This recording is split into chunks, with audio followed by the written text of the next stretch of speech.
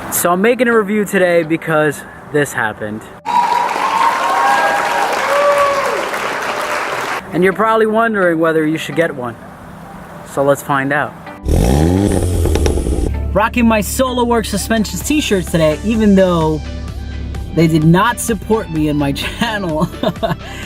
Their sponsorship things are just so picky, man. I have to put like 17 stickers all over my car just to get them to, hook me up with some coilovers. A couple might be okay. I'm still giving you some advertisement, man. What's going on, guys? Thanks for joining me yet again. Over here, headed to the Chinese place because I'm starving right now and I need to get some food in my belly. So, the reason why you probably clicked on this video is to find out for yourself whether or not you should get a GTI. I mean, well, specifically a Mark 7 GTI. I've had this car now, as you saw, for 10,000 miles. 10,000 miles.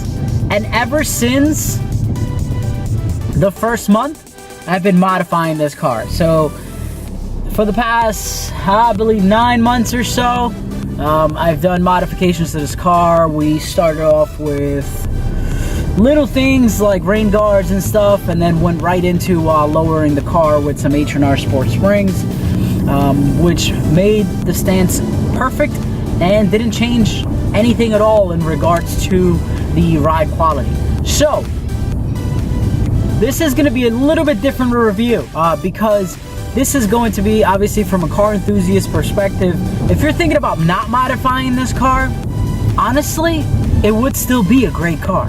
So there are a few things I wanted to touch on in regards to the Mark 7 GTI. As you guys know, year over year and model over model, the Mark 7 or the GTI has been such a car enthusiast vehicle. It's designed for someone who's going to modify their car, make it their own, and adjust the crap out of it.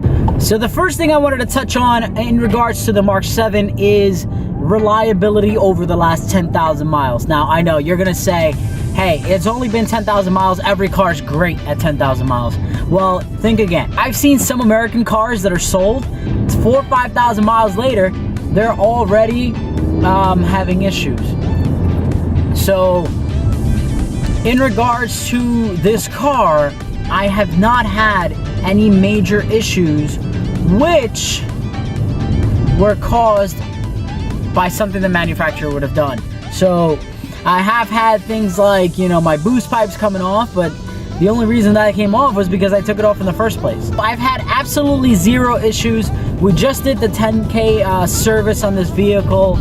Everything from the oil changes to topping off all the fluids, the tire rotations, the works, everything that Volkswagen would have called for at the 10,000 mile mark. So I'm trying to keep this as true to Volkswagen schedules as possible. So in terms of reliability, it's been perfect. Second thing I wanted to touch on is practicality for this car.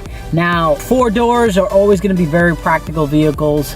The trunk space on this car is enormous, especially if you have your trunk mat underneath at the second level at the bottom, so it gives you a little bit more depth. And with the back seats down, I mean, you can literally move in this car.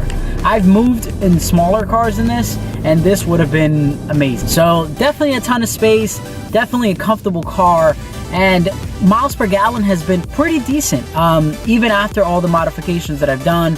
And running pretty much stage 2 at this point, it's held up pretty well. So I think I get somewhere around 27, 28 miles to the gallon for the most part in mixed driving. And I do a lot of city driving, so 26, 27, 28 miles to the gallon is not bad at all.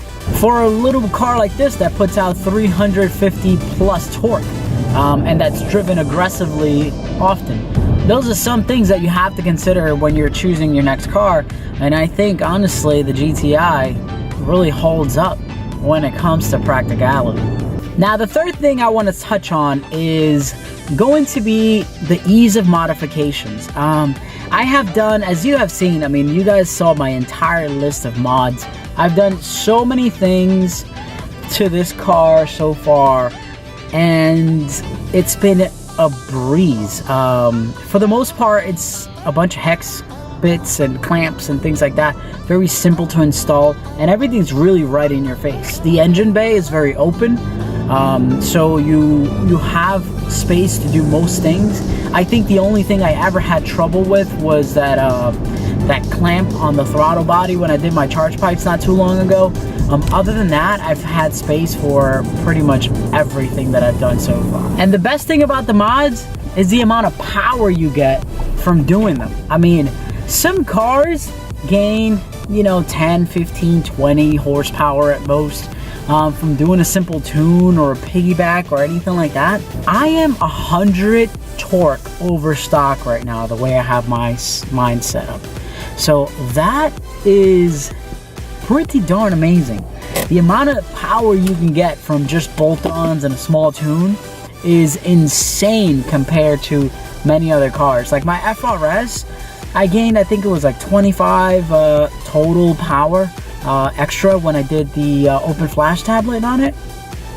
This is night and day. Let me run inside and pick up my food.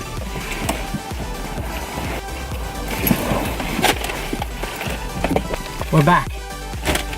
And we got some cheesy wontons. So now, in conclusion, guys, should you get a Mark 7 GTI? Should you be the owner, the proud owner of something like this?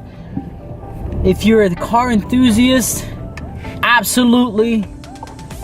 If you're not a car enthusiast, then still you should.